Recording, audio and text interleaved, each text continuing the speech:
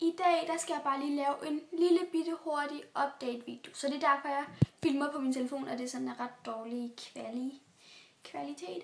Men den her video, den handler om min Snapchat. Fordi min gamle Snapchat, AnnaDS2000, der havde jeg sådan 200 venner eller sådan noget, og det var sådan pænt meget. Så den har jeg valgt nu at gøre til min sådan private account. Så jeg har lige nu oprettet en ny Snapchat-account, og den kommer til at stå lige her. Det er Anna, så der står en streg YouTube. Så der må I meget gerne adde, og så prøver jeg sådan at svare på alle jeres Snapchats og sådan noget. Fordi det er også meget dejligt bare sådan have en privat en. Ja, det er det altså. Men ja, det var bare lige det. Jeg håber, at I gider adde mig og abonnere og alt det der. Den her video, den bliver sådan ret hurtigt slettet, fordi jeg kan ikke så godt lide, når der er så dårlig kvalitet. Nå. Men vi ses!